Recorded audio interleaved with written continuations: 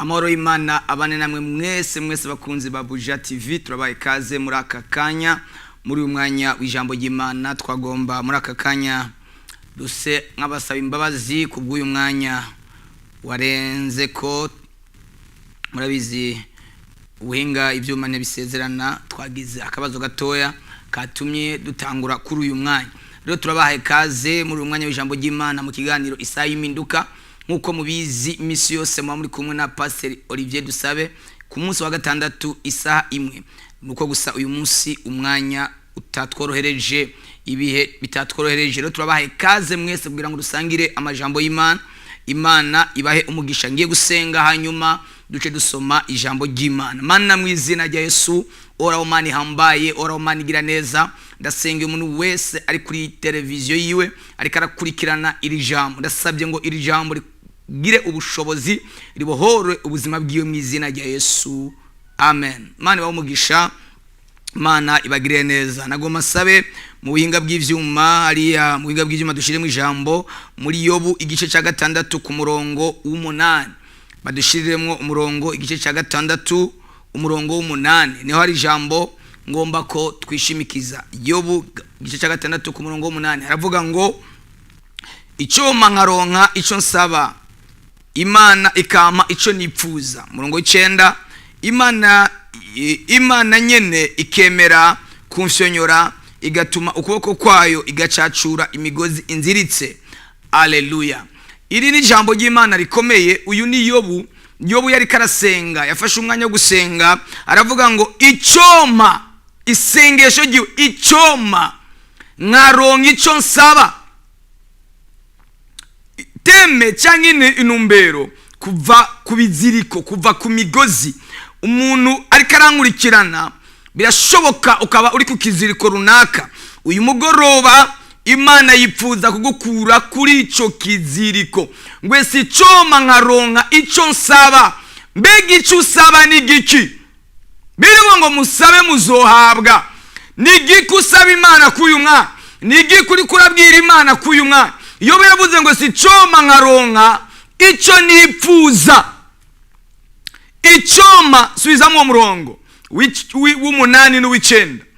Ngwese icoma agira icipfuzo. Haleluya. Kana musabe hariya mu biga bw'ivyuma adusubize ku uwo murongo, umurongo w'8 n'umurongo w'9. Ngwicoma nkaronka ico nsaba. Icoma nkaronka ico nsaba. Imana nyene ikemera kumfyonyora, igatuma ukuboko kwayo igacacura imigozi inziritse. Musomye umurongo ukurikira ngo aho niyo noronka ikinduhura. Somye ku murongo w'10 ngo aho niyo noronka ikinduhura. Abantu benshi abariko baradukurikirana, ko bakurikirana televiziyo, bararushe, barananiwe, bari ku migozi, bari ku biziriko. Ariko Imana yanumye ngo iragomba kubavana kuri ivyo biziriko. N'ibiziriko ivyahe abantu bariko? Abantu bari ku biziriko by'ubuzima. Kahise kanyu ni kabi, kahise kanyu gateye ubwoba. Ariko Imana iragomba kugukura kuri ico kiziriko. Ari gihe umuntu aba ku kiziriko c'umuryango, ukaba ku kiziriko c'ukomoka, kiziriko c'iwanyu. Gwese icoma Imana ikama ico nipfuza. Sema haleluya. Wipfuza iki kuyu mwana? Wipfuza kugirirwa gute uyu mwana? Hari ivyo warondereye hirya no hino vyo kubohora, vyo gwamahoro, urabibura. Ariko Imana yanumye kuyu mugoroba iragomba kugukura aho hantu. Sema amina. Iragomba kugukura kuri ico kiziriko, iragomba kugukura kuri uyo mugozi. Gwese icoma nkaronka ico nsaba Imana. Coma nkaronka ico nsaba Imana. Abantu bari ku kiziriko cy'agahinda. Ikiziriko cy'agahinda. Umuntu akabasenga, akabakorera Imana, akaba ari umuririmbyi, akaba ari umuvuga butumwa, akaba ari pasteri, akaba ari umuntu w'imbere, akaba ari umunyempano, umunyengabire, ariko ari ku kiziriko. Ari ku kiziriko. Umurongo w'10 wavuze ngo aho niyo noba ndonse ikinduhura. Mbere no kwiteraguzwa n'umunezero, naho nagize uburibwe budatenzura, kuko ntahakanye amajambo yiwe. Nagize uburibwe budatenzura. Mwene data uri kurari haribwa mu mutima, aho abantu batabona, aho abantu badashitse ukuboko, aho ata muntu yokwaga, aho umuntu tubwira umuntu ngo nyagaza ndiko ndababara, ufise umubabaro w'ibwina, ufise agahinda katagaragarira abantu. Imana yantumye kuri uyu mwanya, Imana yantumye kuri uyu mugoroba, ngo iragomba kugukiza ico kiziriko. Ubushize twavuganye ingene ngo Yesu yatumye abigishwa akababwira ngo mugende mu gisagara murasanga indogoba iri ku kiziriko. Nawe uri ku kiziriko, umuntu akaba ari ku kiziriko cy'amadeni adashira. Buri kwezi uza kugera guhembwa winjiye mu madeni, uronka agashahara uhitira uriya madeni. Muri quartier ni wewe munyamadeni, mu gisagara barakuzi, ku kazi barakuzi. Nigeze kubabwira ati ari aba ku kiziriko, ukaba ku kiziriko cy'amadeni ku buryo ugirira n'ideni na limite, ukagira ideni limite, ukagira ideni econet, ukagira ideni onamob. Uri ku kiziriko cy'amadeni. Banke, ama microfinance, ibirimba, ibimina, za banke rambe nubwo zitemewe, abantu ugasanga bariziritse. Umuntu akizirikisha ibyo biziriko. Ndagomba ngo uyu munsi ora Imana kuziture kuri icyo kiziriko, kuva ku biziriko. Umuntu agasenga mugabo ari ku kiziriko cyo kudatera imbere, cyo kudatera intambwe, cyo kudashika kure. Uyu mugoroba Yesu aragomba kukuvana kuri icyo kiziriko. Sema haleluya. Yesu aragomba kukuvana kuri icyo kiziriko. Urakora mugabo ntubona inyungu, urarondera mugabo nta kintu ushikako, uriruka n'amafaranga, imyaka ibaye 10 wiruka n'amafaranga ariko ntuyashikira. Uri ku kiziriko cy'ubukene budahera. Famiye yiwanyu muva mukagera, nta muntu numwe agize icyo yifasha, nta numwe yogica mariye famiye ya. Imana yantumye we iragomba kubavana kuri icyo kiziriko. Mwese kuva kuri sokuru na sokuru na sokuruza muri ku kiziriko cyo kuja kubapfumu. Uriruka mugabo harakaziriko kakuriko. Iyo umusongo ugufashe ucuja kwa rumenyi, ucuja kubaza rumenyi. Oya, uyu munsi Yesu icyo kiziriko akikuvaneko. Hari umuntu ari ku kiziriko cy'ibyaha, byaha bikumereye nabi. Nimba hari kiziriko ca mbere kibabaje ni kiziriko c'ibyaha. Uri ku kiziriko cy'ubusambanyi, warondeye ikintu cyo gukiza warakibuze, ukora ibyaha, usambana. Urumva umuntu yageze kurugeza amera kujya kwimbwa kubera ibyaha by'ubusambanyi. Ni wosinzira udasambanye, ni wosinzira utagiye kwa maraya, ni woronka amahoro. Umva uyu munsi Yesu aragomba kukuvana kuri icyo kiziriko wa musore we, aragomba kukuvana kuri icyo kiziriko wa mukobwa we. Wuzuye ibyaha, ibyaha bigotomera nk'amazi. Nagenda kubwira umwami Yesu araje. Yesu ari kwirembo, umwami ari kwirembo. Uri ku kiziriko cyo gukora ibyaha, uri ku kiziriko cy'ububeshi, uri ku kiziriko cy'ubujyajya, uri injyajya ikomeye. Yesu yantumye kuri uyu mugoroba akuvane kuri icyo kiziriko. Ikiziriko cy'ibyaha, ikiziriko cy'akaboregwe. Urarushe, umutima ugiye kumeneka. Yobu aravuga ngo si coma nkaro icyo nipfuza, Imana ikemera kumfyonyora. Ngo nondoro nk'ikindi n'iki cyo kumara iyo nyota. Nta kindi nuguha Yesu kibanza mu buzima bwawe. Sema amina. Nuguha Yesu ubuzima bwawe.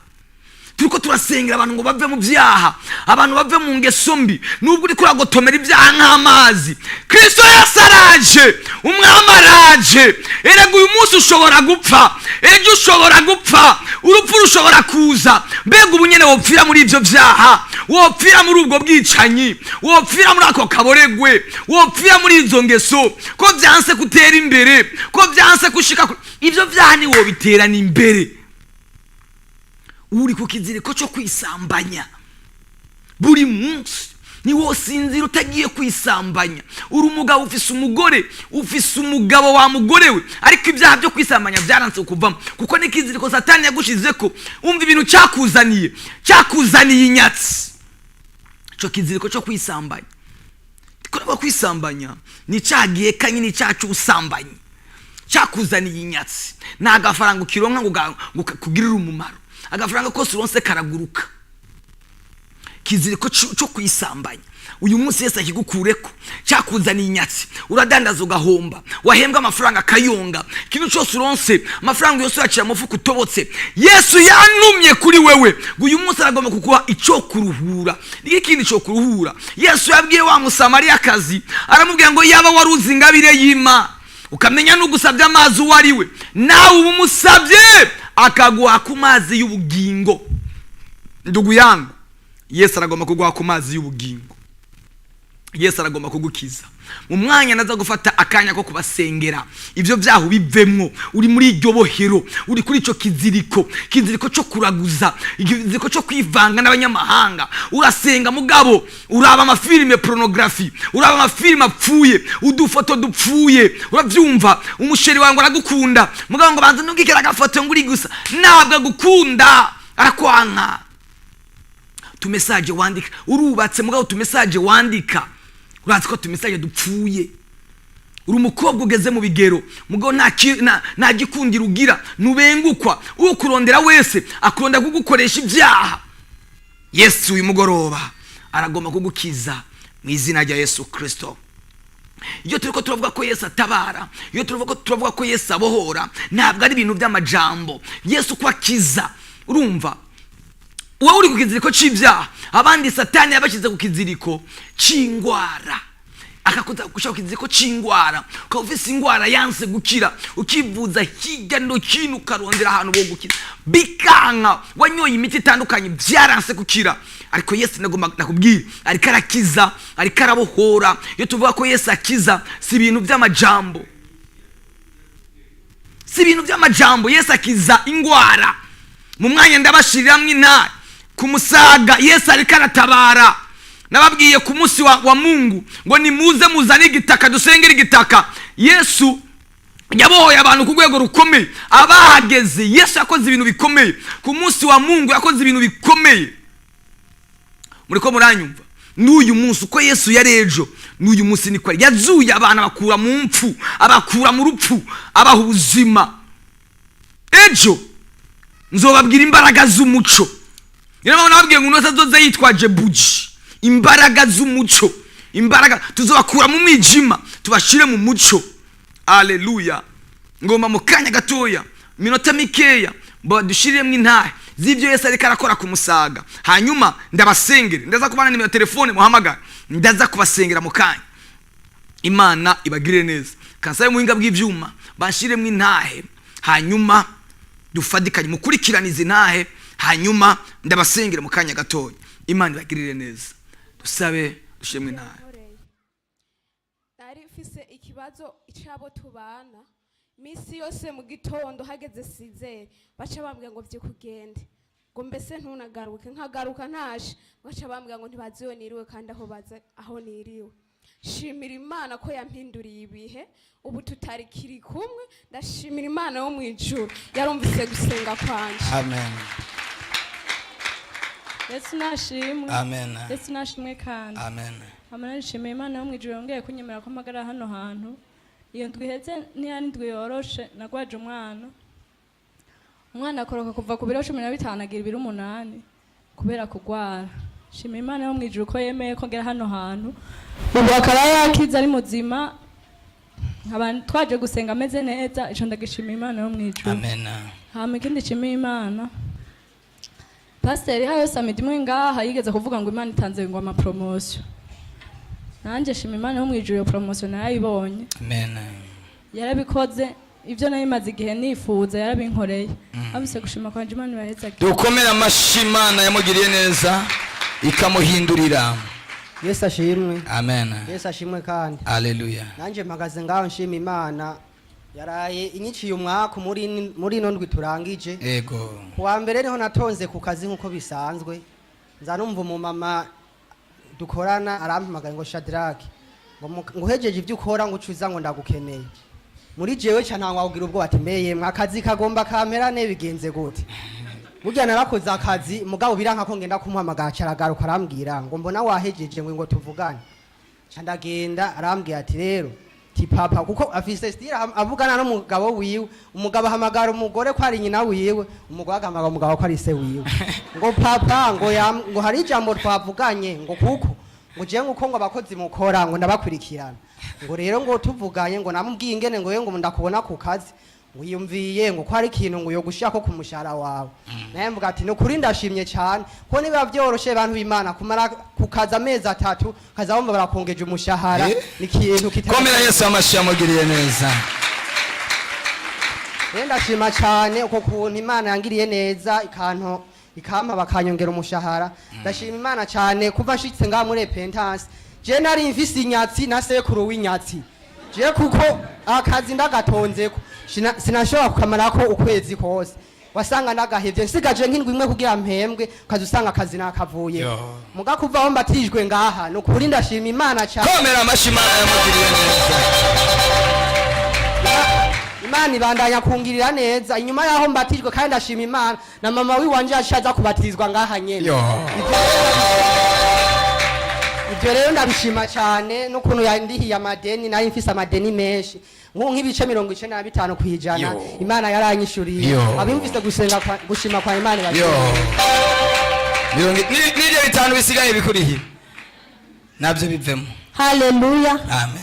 Nanje ndashima Imana nari mazindwi ngwaje abana 4 narabajanye kwa muganga barabapima ingwara barazibura barapfa kunyandikira umuti nyene biyumviye ariko atangwara batoye mu nyuma ndaja kubapimisha ishano cyasanga babahaye ishano bose rero ndabagurira imiti ndashima Imana ko uyu munsi ari bazima ari mitende bakize Yesu nashimwe. Ikindi kintu shima Imana ndashima Imana ko Imana yarayihuye ku murozi. Haleluya.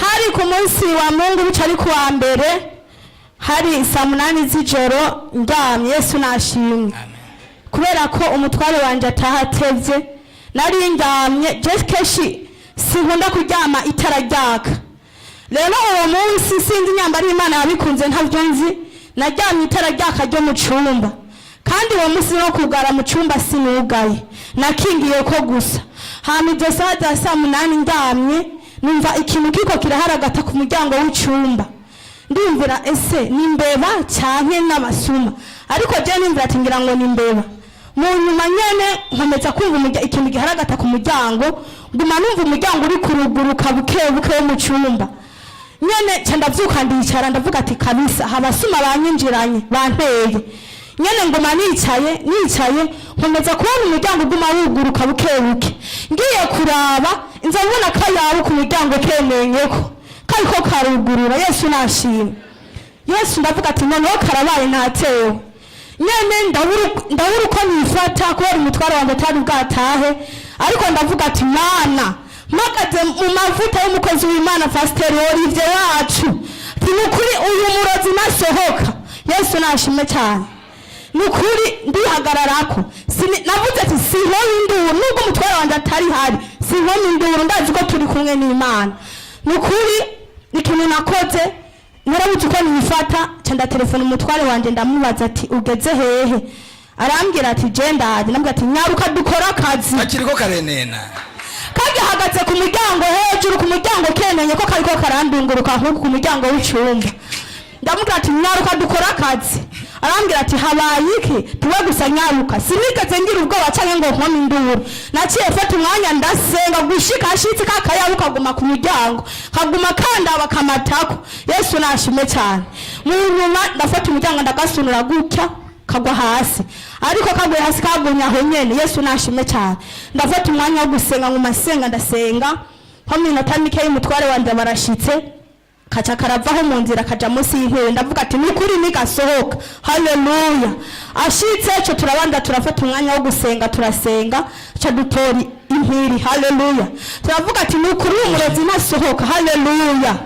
Nukuri ndashima Imana cyane yo mwijuru nukuri sinavuga ko karakayaba kari katundije amahoro mu ndwi heze karagiye mu nzu muri trafo kakaguma karira kazunguruka inzo yose muri trafo hagera igihe nyene mwijoro tuvyuka tukicara bikiruka kakiruka mengo n'umuntu ubu ndashima ko ari amahoro Yesu nashime cyane twarakise turagaturira. Haleluya.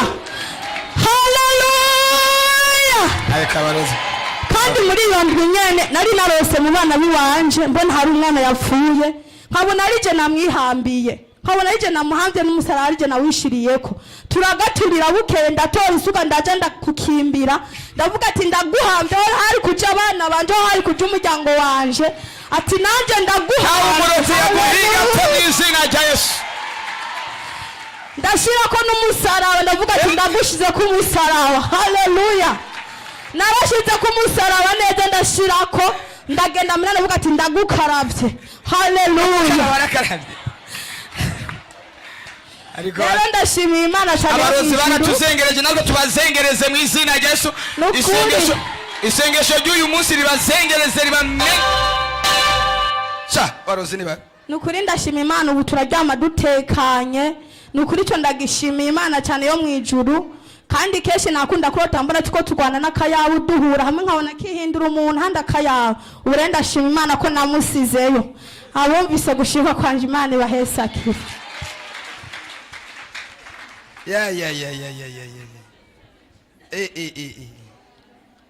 birakaze Yesu nashimwe. Amen. Ndashimiye Imana nanje imaze iminsi mbohorera abana. Uwa mbere yaragwaye, mutoyi aragwara araremba. Hama nkaguma nyene nzanga kuri eglise, abakozi b'Imana bamusengera, uwarakira. Ugira kabiri nawe ndota mbona twawe n'uruzi mugabo agendera hejuru camona umuntu agiye kumuroba. Umuganda avuga ati ubutabazi bw'Imana ibyo byose burahari. Muri iyo minsi ntawe yafatwa ashuha hama tumutwaye kwa muganga batora infection mu maraso ndashima Imana yaramurinze ntiyigeze aryama byarakunze kwaguma aja ku ishuri none ubu yakiza ndashima iyo Mana yo mu ijuru amashi kuri Yesu yamugiriye neza kandi shimira Imana ndashimira Imana nanje kuba yarambohoye jewe namana imisonga aho ndi hose namana imisonga nkica nkabwira Imana yo gamana imisonga jewe izohera ryari umubiri wose nkamana imisonga ndashimira Imana yarambohoye ubu ndashobora kumara indwi nkamara n'ukwezi nkamara n'amezi abiri n'amezi atatu atamisonga ngiye numva Imana yumve ko ndayishimiye nukuri yarangwaniriye Imana yarakoze yagize neza abasenzi bo ndashimiye namwungere nukuri kuntu atwitwararika gasengera n'imiryango yacu Imana yumve ko ndabashimiye shishikare kubaha amavuta menshi amen umvise gushima kwanje Imana ibahumugisha amen dukomeye amashi Yesu iyo mbonye uwo mukobwa wa Yesu ndatangara umunsi bamuzana ubwa mbere twari tugisengera kwijabe bamuzanye yasazi ari umusazi wowe umusazi wawe umusazi nyine wa musazi ariko ubu ni muzima ubakorera Imana amen ubu n'umukozi w'Imana akorera Imana ariko araja mu ijuru ibyo bari bateguye na kimwe cyabaye cy'abadayimoni bari bateguye ni cyabaye ubu ariko arakorera Imana yabohoye ujya nawe kubohora uyu munsi mu izina rya Yesu kubohora Imana ishimwe amen nje kuvuga ishimwe ku Mana kuko umwaka uheze Imana yandinze indindira umuryango kandi yankoreye ikintu gikomeye mu muryango nta rupfu twigeze tubona muri famiye yose icyo ndagishimiye Imana hama muri iyi ndwi iheze umurongozi wacu umuvyeyi wacu yaravuze ikintu cyari kibaye nk'inyishu y'isengesho twari tumaranye iminsi mu rugo n'umudamu wanje twifuza ko Imana yoduhindurira inzu twafashe inzu ntoya kubwo gutangira ubuzima ariko turizera ngo mu nyuma Imana irashobora kuduha ahagutse umuvyeyi wacu aragihanura arakimbwira ati mugiye kuja ahagutse mu nzu yagutse uyu mwaka utararangira uraronka inzu yagutse yaribaye inyishu ku isengesho dufise none twaraye tuyironse ndashima Imana cyane amen ibaze urukundo ni hatari twizeye dukunda turavuga ati aka kazu tugiye kubamwo ni gato nta n'abashitsi twohakirira ariko ubu nubwo korale yose yoza muronkaho mwicara nubwo abasenzi boza boronkaho bicara inzu yadukuye mu cumba na saro tujana muri 3 chambre na saro izo ni imbaraga z'Imana. Ndashimiye umuvyeyi wanje ko Imana yamuciyemwo igakonfirma icyo twariko turasaba. Hama twagira ibitero byinshi cyane muri ako kazu. Ibaze bene ndata kugira akazu gato ukajugahuriramo n'ibitero. Akagire kuba ari gato ariko ndashimiye Imana ko yari dushikiye hagutse kandi ubu turyama neza nta muroza ariko aratwiruka ko yarapfuye ndibaza. Ndabyizera ko ako kazu twaragira ishavu none ni gato ariko tuce tukagiramo ibitero. Imana ihabwe icubahiro. Amen. Nadukomera amashimana. Iyi Imana ivuze ijambo ibiri inyuma yaryo. Sema amina. Nuga dufata minene bw'ijambo rivuzwe. Gute Imana yo gutoranya mu bantu bose bari ngaha ikakuvugako. Abari ico Imana ishaka gukora ku buzima bwawe. Yabakuye mu kazu urumva nakazu. Kara kazu.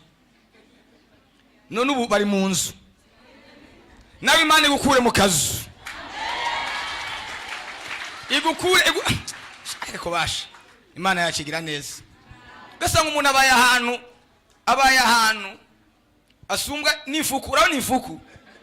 Ifuku ibifise ivyumba. Ibifise stoke. Mwifuku ni muzizi. Tyo twarazimba ukagera ahaniba ukayikurikirana. Kugeza igihe ushika muri saro yayo. No mu vyumba byayo. Ugasanga ifise ivyumba haniba ifuku igira toilette. Mwene mwobime. Igira stoke yani biki byo kurya. Igira ivyumba, igira hiraza abana. Ariko ugasanga ubaye ubuzima bubi usumbwa n'ifuku n'ukuri kw'Imana. Imana guhindura ubuzima mu izina rya Yesu.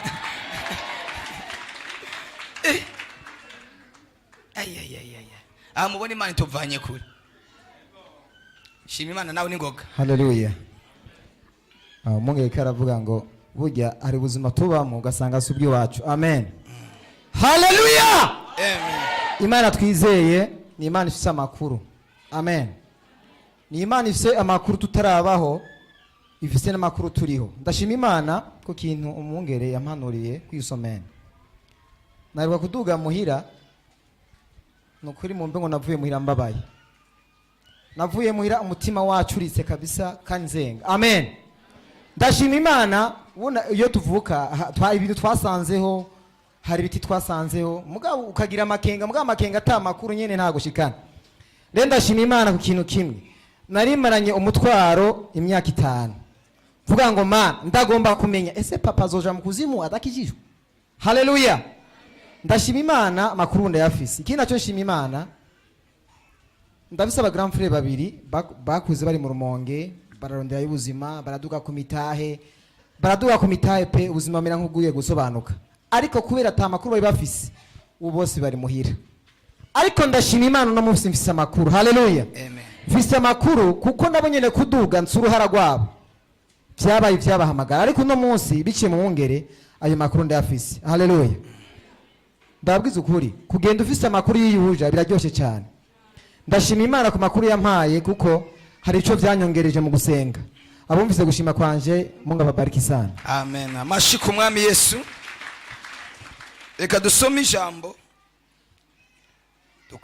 Dukore ku mwanya amasari karagenda kandi twifuza kumva ijambo twifuza no gusa.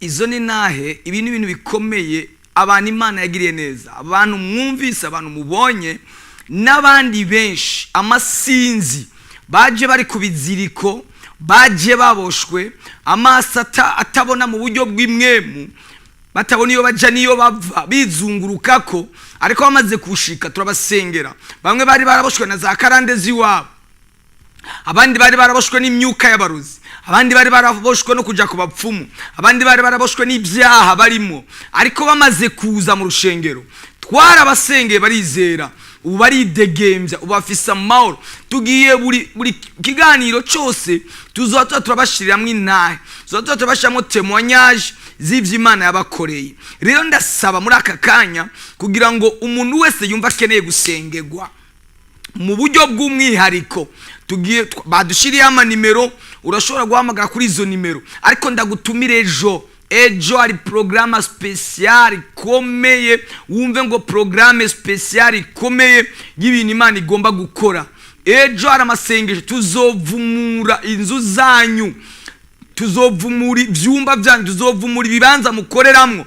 Umuntu wese azoza yitwaje buje, ibuji ya buji ya yindi yo mu isoko uzoyigura uyizana.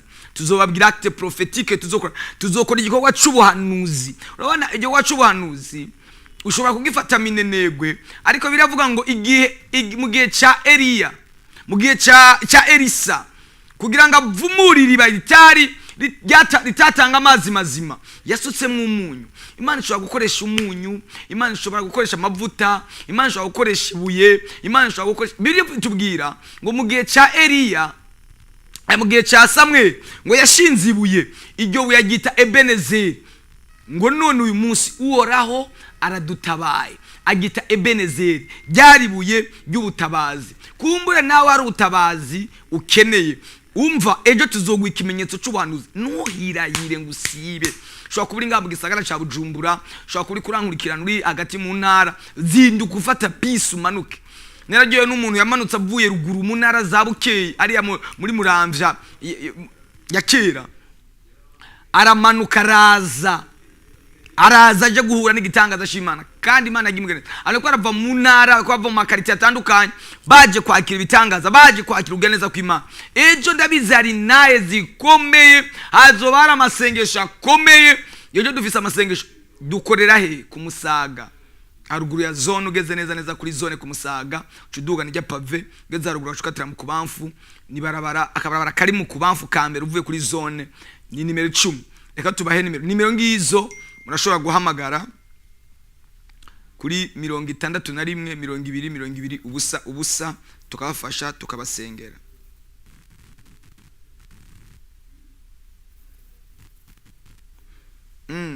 Nimero niyo, murashobora no kwandika ubutumwa bugufi.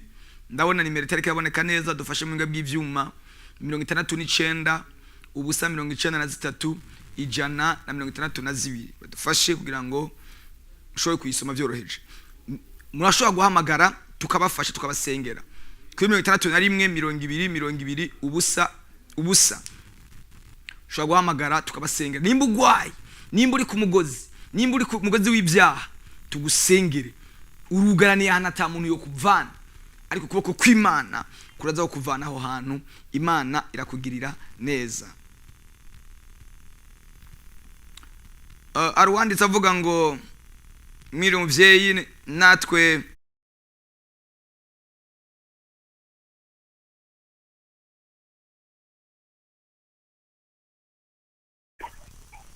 Mukajaga. Nitwa Gloria, ndi Mukajaga. Ego Gloria. Nahise umutwaro. Mu kw'icumi harabaga telefona inimero y'umuntu.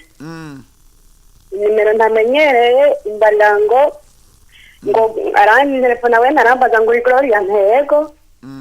Rero Gloria ngo hari umuntu ngo abantu ngo babiri babanyi biwawe ngo bampaye ifoto yiwawe, ngo ni muzi wawe no munsi, no kuvuga ndatari umukobwa uyu munsi. Ngo ni muzi wawe yo munsi, ngo bakumanya ngo kugira ngo ndakugara igitereko ntuzovyara. Umuntu nukuri sindakubesha.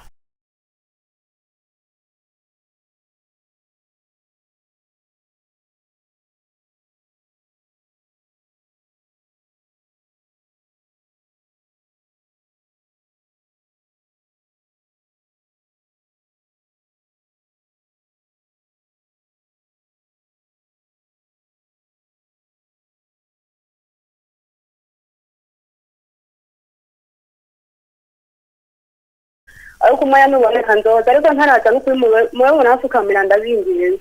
Reka tugusengere. Humura, Imana yo mwijuru isumbya imbaraga abarozi, abapfumu, abanyamareba, iri hejuru y'ivyo byose wibaza ko bikomeye. Iryo terabwoba n'ijya abadayimoni, uhumure ntaco bari bugira ubuzima bwawe.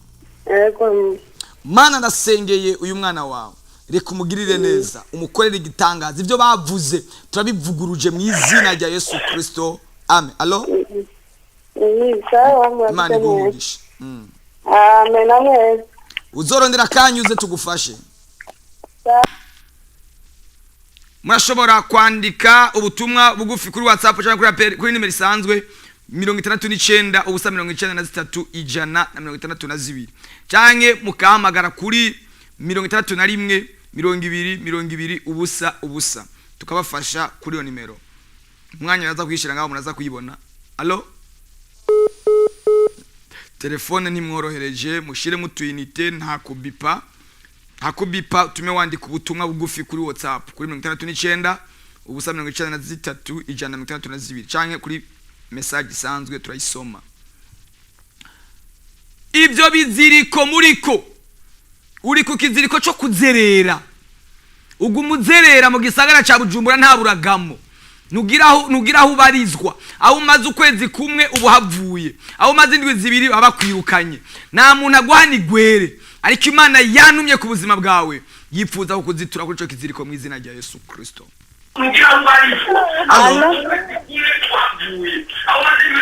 Egera inyuma ya televiziyo, egera inyuma ya televiziyo yawe. Ukeneye gutelefona wegera inyuma ya televiziyo, ntube hafi ya televiziyo ko bica bikwegana. Urashobora kwandika ubutumwa bugufi cyangwa ugahamagara kuri iyo nimero, murayibona ngaho munsi kuri ekran zanyu, dugusengere. Ufise ikiziriko cyo kuzerera, umuji wa Bujumbura wose urawuza ariko nta kintu ufisemo. Ucuruje biba bihombye, urimye biruma, ufise inyatsi woroye ibyo woroye birapfa. Uri ku kiziriko c'indoto, urota uri mu misozi, urota uri ruguru, urota uri kwishure, urota wambaye uniforme, umenye ni wibona ko ivyo bimenyetso kuri kwibohero ryo gusubizwa inyuma. Urashobora kwandika ubutumwa bugufi kuri iyo nimero cyangwa ugahamagara kuri 61 20 ubusa ubusa tugufashe tugusengere. Imana yambwiye ngo abantu bari ku migozi, bari ku kiziriko cy'imiryango, karande zabiwanyu, karande zo kudatera imbere, karande zo kudashika kure, karande zo kudatunga. Warirutse n'amafaranga ariko byaranse, sikora kutiruka, siko kutarondera ko ari kiziriko kwega gusubiza hasi. Allo, allo, oh la la, ndumva ibihe bitekora borohereza, ibihe ndikora borohereza, ariko ni wumva telefone kuma biranse, andika ubutumwa bugufi tugusengere kuri iyo nimero 69 ubusa 93 ijana na 62. Urashaka kwandika ubutumwa bugufi tukagusengera. Abantu baboshwe n'ingwara zidakira, wa diabete, papa wawe niyo yamwishe, mukuru wawe niyo yamwishe, nawe ufise ubwoba kwizokwica. Urumva iyo muva mwese mukagera mugwara izo ngwara, asima ngo niyo mu muryango, no, ngo ni iwacu. Ninde yakubesha? Allo, oui, muri bande muri he?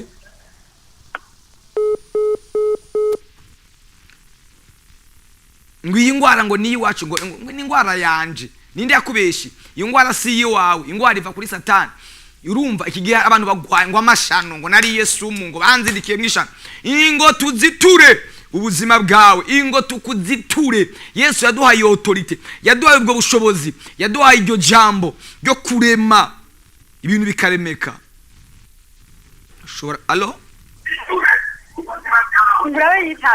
oui, egera inyuma ya televiziyo yanyu, ja kuri ya televiziyo. Allo, oui, anje shaka musengera ngwaye munda. Urinde urihe? Muri Asiatique. Uri muri Asiatique? Ejo n'umunsi wa deliverance nyaruka, ejo mu gitondo aho dukorera wahumvise? Ejo mu gitondo uzoze ku rushenge tugufashe. Aho dukorera neza ko wahumvise? Aho dukorera wahumvise? Oya. None ko wari ubwiye tutakubwiye adresse neza. Dukorera ku Musaga, ko bari ko baraza bushasha batumvise adresse. Dukorera ku Musaga ruguru ya zone, ugeze neza kuri zone, ubugeze aho dukorera ucuduga nejya pave. Tubibutse ko ejo ari umunsi wa deliverance, ndababwira deliverance ikomeye yo kugukura mu mwijima igushira mu muco. Urugo gwa rupfutswe n'umwijima, rupfutswe n'ijoro, ubwire abarozi barakuvogera uko bashaka. Ejo tuzogwa ikimenyetso c'umuco. Sema haleluya. Allo, allo, oui, muri bande muri he?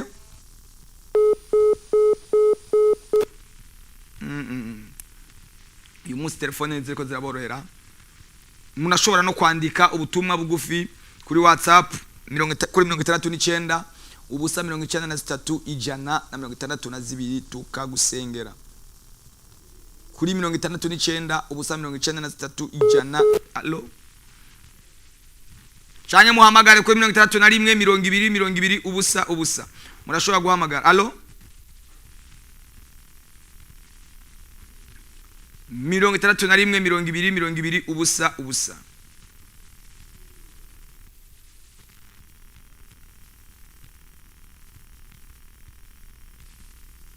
Hari umuntu yahise avuga ngo ndasabye mu nsengere ibitungwa byanje bigize amezi aho byo vyaya bica biramburura. Hari umuntu ari kuri ico kiziriko ntiworora, iyo woroye inkoko ntiberagura. Allo Allo oui sawa namahoro muri bande muri he? duherereye mu Kibenga. Ego ufise ikibazo ki? Ndashaka musengere ngo aya maso. Ego cha tugusengera mugabe ejo urashobora gushika ku rushengero.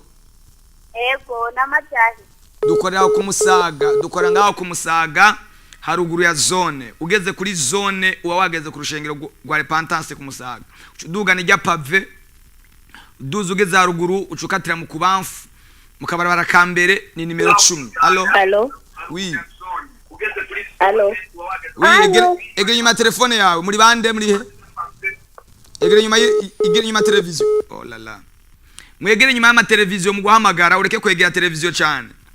Shalom nanje nitwa Ariela ngahi Gitega. Shaka munsengera Imana inshira inzira uyu mwaka nipfuza kubona umukunzi wanje ukuri. Urumva afise abataribo. Imana iguhuze n'uwumumaro. Imana imuhuze n'uwumumaro sivyo? Ikugirire neza iguhuze n'umuntu w'umumaro. Egari n'umuntu agiye munaba kuri ico kiziriko. Niwigera ubona umuntu muzima ukurondera wese ashaka kugukoresha ibyaha, ukurondera wese ashaka kugusambanya, ukurondera wese ngo tubane tugiye avance no. Allo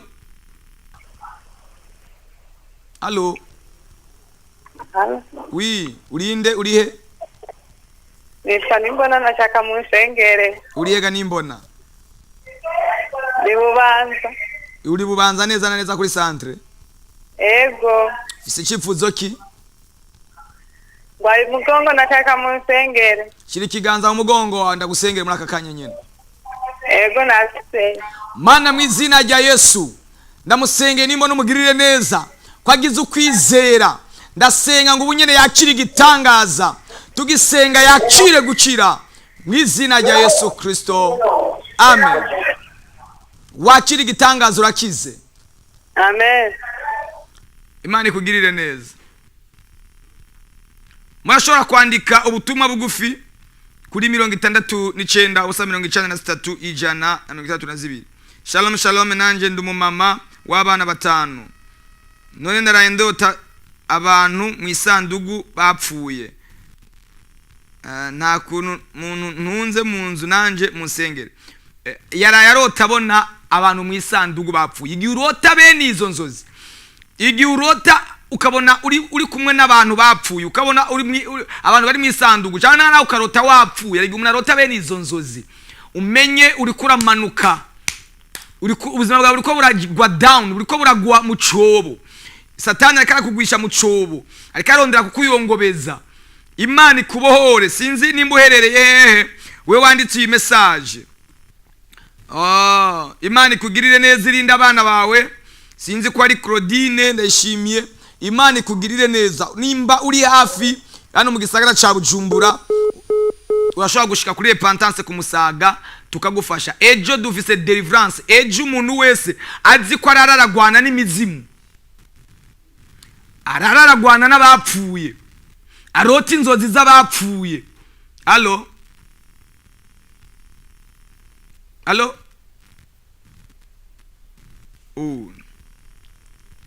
ejo utumwe kuzana buji. Uraragwana n'ibikoko, uraragwana n'imizimu, urararota ugwa mu binogo, urararota uguruka. Zana buji ejo hari deliverance itari imenyewe.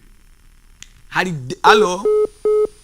deliverance cyari bimenyewe, hari ikintu gikomeye kizokoreka ku munsi w'ejo, hari ikintu gihambaye, arabana Imana izokura ahantu bari bugane, umuntu akabona ari ahantu adashobora kwikura, ukabona uriko wiruka ko n'ibintu kiruka bikanga kumva aho uri, ukabona bigiye kugufata. Allo oui, allo muri bande muri he? Allo amahoro neza. Amahoro. Ego, izina ninde? Berize. Uriyega Berize? Berize uri hehe? Berize. Denise uri hehe, uba hehe? Ngozi. Ubu kwa dukurikirana uri Ngozi? Ndi Ngozi. Ufise ikibazo ki?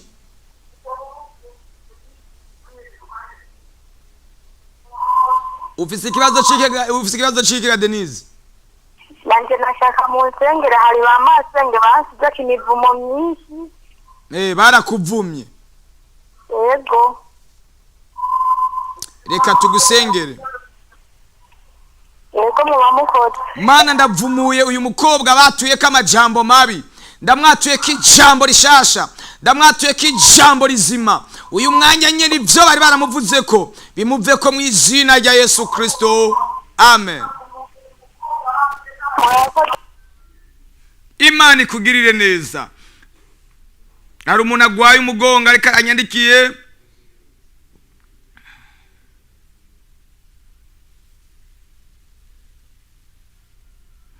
ngo yamarota sinzi ko arota ari kumwe n'umugabo ariko atawafise.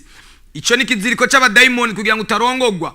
Hari abandi barota bariko barasambanywa, ugasambanywa n'umuntu utabona, ugasambanywa n'umuntu utazi. Mwisi imwe mufise umugabo, uwundi ugasanga arubatse mugabo yamarota yagize mariage.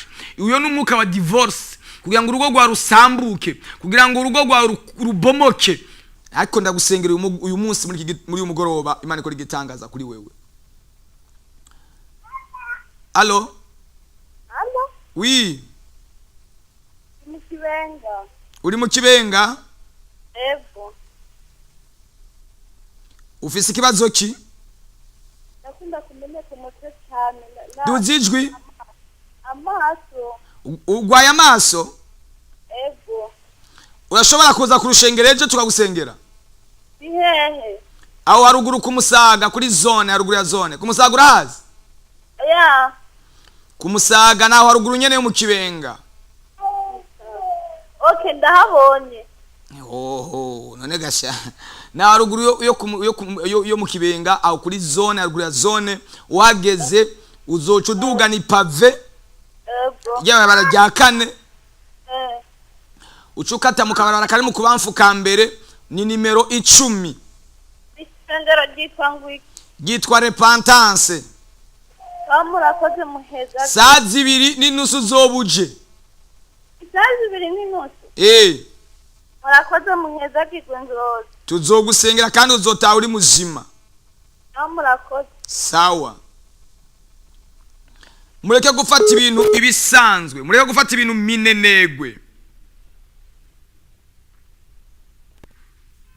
Urakubitwa n'abadayimoni, bwaca mu gitondo karara wumva umenga baguhondaguye. Uyu munsi Yesu aragomba kugukorera igitangaza.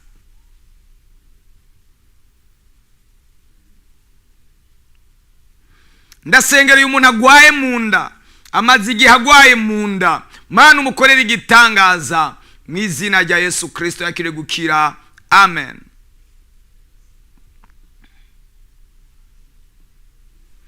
Murashobora kwandika cyangwa mugahamagara kuri izo nimero tukabafasha. Hamagara kuri 61 20 ubusa ubusa.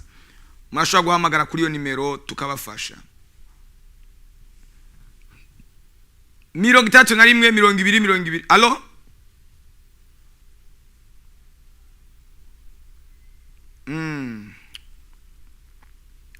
Ndabona abantu muri ko murahamagara kuri ino nimero ya WhatsApp. Iyo murayihamagara ko mejeje ikiganiro iyo sindayitaba muri uyu mwanya murayihamagara mpejeje ikiganiro. Iyo urandika ubutumwa bugufi ndashobora kuwusoma, ariko uhamagaye nibikunda ko nshobora gusoma ubutumwa bwawe. Ku kiziriko, uri ku kiziriko, kiziriko c'ubukene, kiziriko c'inzara, kiziriko cyo kwambara ubusa, ikiziriko cyo kurondera bikanka. Urahembwa kandi uhembwa umushahara mwiza, ariko umushahara ntacu kumarira. Nibikibuza yuko uheze ukwezi uri mu madeni, arakuremereye, arakuruhije. Uri ahantu gwariye, umaze imyaka myinshi, uri ku miti gihe kirekire, ugwaye uri ku miti gihe kirekire, bakwandika imiti uzonwa ubuzima bwawe bwose. Ariko ndasenga ngo Imana ihinduranye ibintu uyu munsi, ihinduranye amateka uyu munsi, ihindura ubuzima uyu munsi. Mana yambwiye ngo abantu bari ku kiziriko c'ibyaha barakivako. Allo?